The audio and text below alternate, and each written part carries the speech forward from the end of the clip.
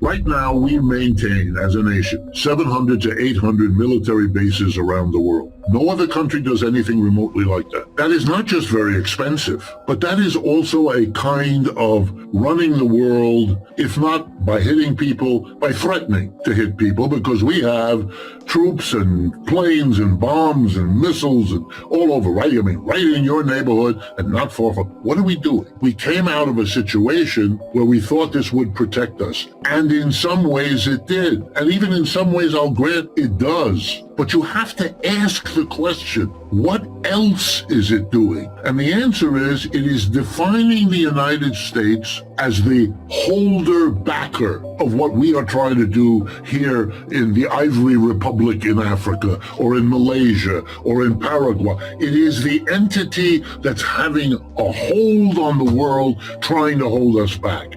When the American naval fleet sits in the South China Sea, a stone's throw from Taiwan, nobody cares about Taiwan. Nobody is fooled by this. Maybe a few Americans who are naive. This is not about Taiwan. Taiwan is not a concern for China either. It's the symbolism of it all. And it allows the Chinese to say, look at them. They are here threatening to resolve how honest or true that is. It's got some truth, it's got some exaggeration. But we are giving them the ammunition, if you like, with which to characterize us in this way. I'll give you another example. There's an enormous opposition inside Europe to the war with Russia in Ukraine. There are many, many Europeans, pro-capitalist, anti-capitalist, across the board, who think that is the worst mistake of their lifetimes, that struggle. They are clear in their mind, and I'm not arguing whether they're right or wrong. It's wrong, they should never have done it, it's stupid, the Russians will win, the Ukrainians will lose,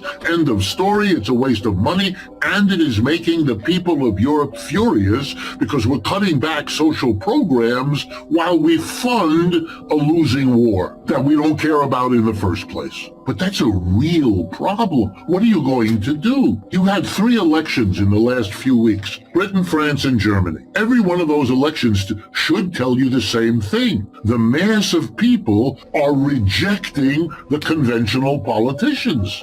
You better be careful, because if they're doing that there, they're gonna do it here too. Maybe Trump is halfway there already. Maybe what comes next will be more. Let me give you an example. For 15 years, you had the Conservatives. As the conditions of existence of the British working class declined over the last 20 years, and they declined worse than anywhere else in the Western world, the British, the Conservatives came up with the great idea, blame the Europeans. That's right up there with the United States today, blame the immigrants. Are you crazy? The United States is a country of 330 million. Undocumented immigrants in this country, maybe 10 to 15 million people. And among them, the poorest people on the planet.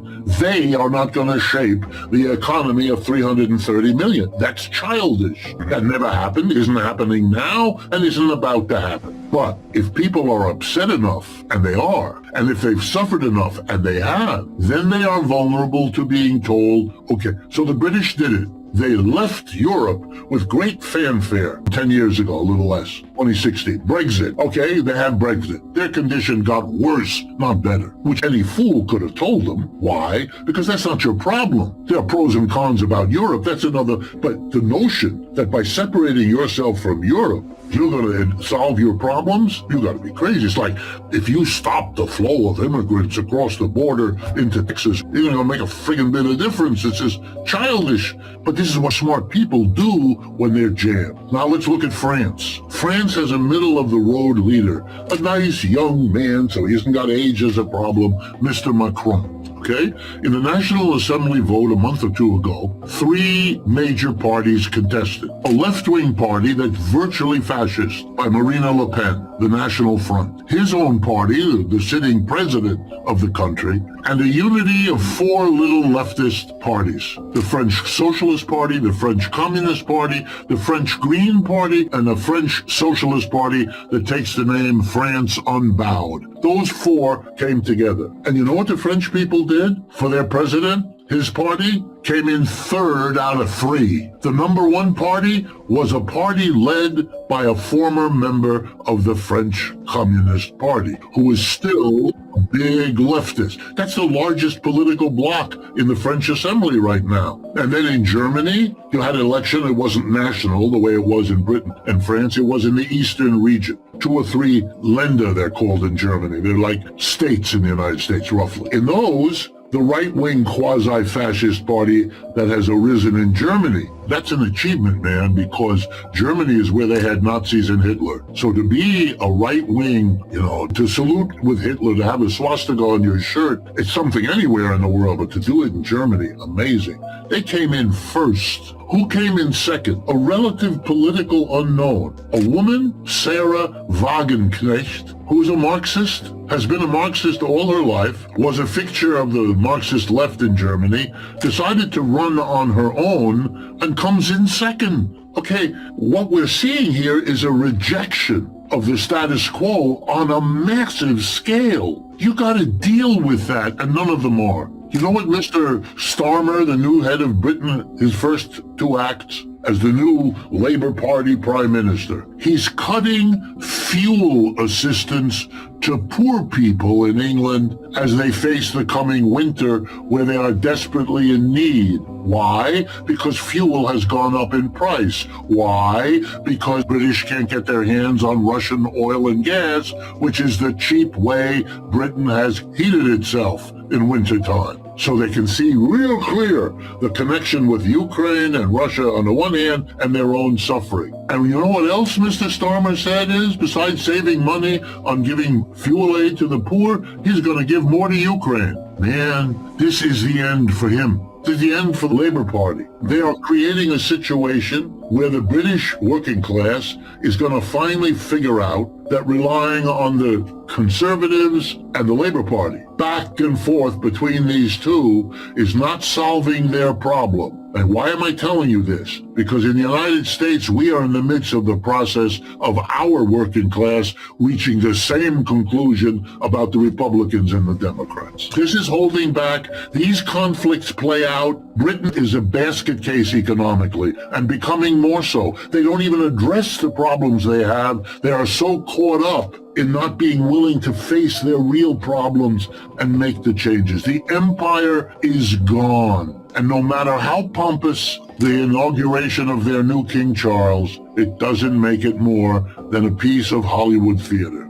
You know, the Chinese a year ago began to deliver around the world a statistical result, which the United Nations endorsed. It went like this. Over the last 10 years, we have raised 800 million people out of poverty in China. Their average income went from X to Y. Y is higher than X by enough to say they are no longer in poverty, they are in modest, or whatever the terms are that the UN uses. Okay, it doesn't matter whether it's exaggerated or not. Probably is, but who knows? But it's the right thing to say. It gives them the word that the rest of the world, the overwhelming majority of the rest of the world, is most interested in. How can we do that? Let me give a statistic just to try to help people get a handle on it. I recently was invited to give a speech to an organization in Lagos, Nigeria.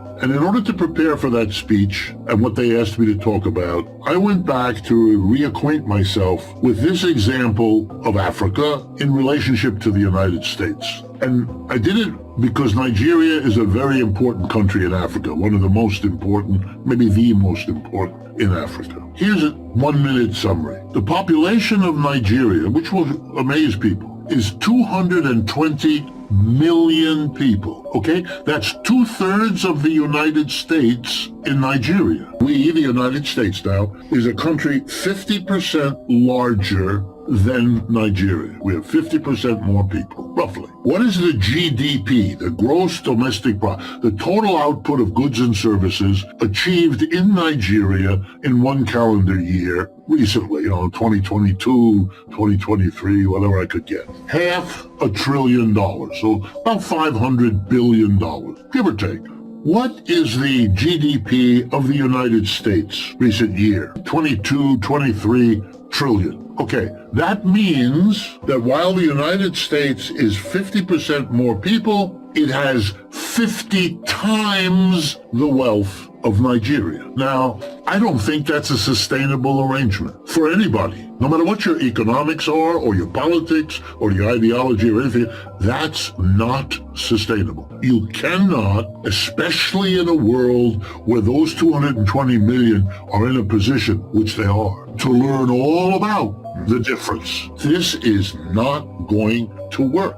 And indeed, the proof of it was that the people who invited me to speak there believed that. And that's what they wanted me to talk about, because they find it intolerable. And they're upset, and they're bitter, and they're angry, or they're, a good number of Nigerians leave Nigeria. They don't want to, but the difference between the life they can lead in the United States or Europe or someplace else is just so enormous that for their husband or their wife or their kids, look, I understand all of that. My parents are refugees from Europe. They came to the United States to survive and to do better, which they did. But it's not sustainable. You got to do something. You cannot fob that off. But in fact, that's what's being done. Neither Europe nor the United States is addressing this question. Just doesn't do it. Give them verbalisms, give them noise, just noise. The Chinese are everywhere, building bridges, erecting schools. It's amazing to watch.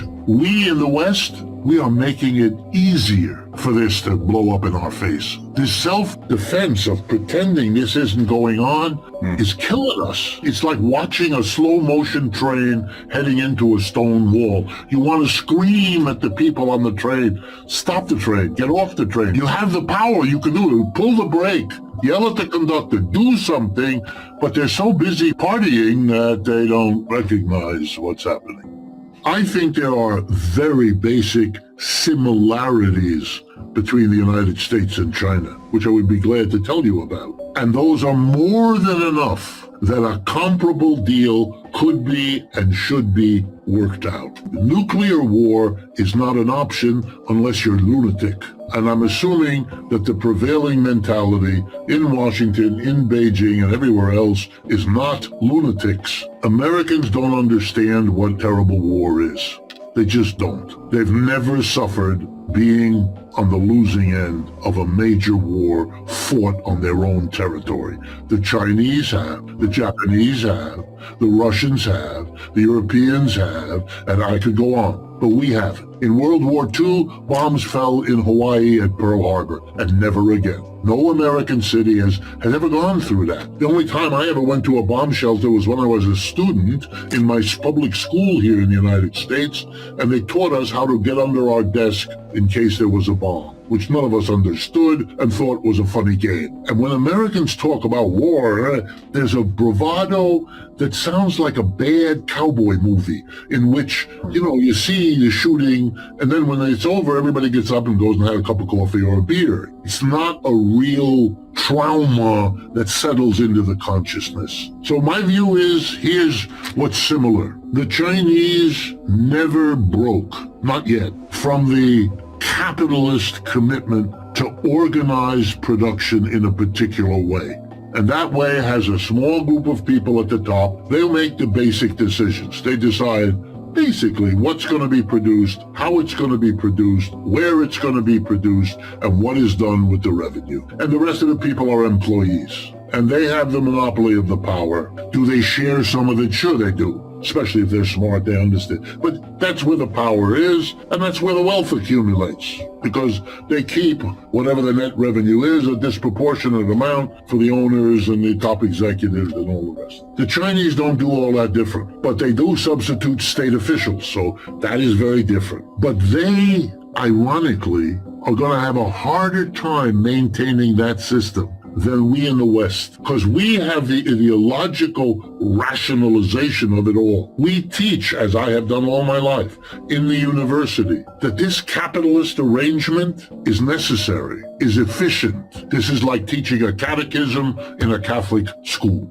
if you know, or any other religion. I don't mean to pick out Roman Catholicism. I know that we're teaching an ideology that rationalizes that. The problem in China, they teach an ideology that doesn't. If you open up Marx's Capital, which they teach people to do, Marx is all about there's another way of doing things, ladies and gentlemen, and in this country we call it a worker co-op. It's a horizontally organized enterprise. It's a community that decides democratically what to produce, how to produce, where to produce, and what to do with the revenue. That's what Marx was talking about. And that's going to be on the agenda one way or another, there and here. And then the real question becomes, how will these two systems engage and struggle with the challenge that's coming from below? And the irony, which I don't think is far-fetched, is that they have a lot to get together on. They're afraid of that. They're afraid here in one way, but they're afraid another way there. And that, plus the threat of nuclear war, is more than enough to be able to do together now what Britain and the United States did back in the 19th century. We are in a problem position. A unipolar world, U.S. on top, is becoming a multipolar world, contesting empires. And not just the U.S. and China, Europe, as I tried to suggest, trying to find some way to survive in this multipolar world. But that means that the U.S. empire is in decline. We can dance and pretend all we want around it, try to keep up the denial, but if you remember that denial didn't work well for all those other empires, you might at least open the possibility that it's not working well for us either.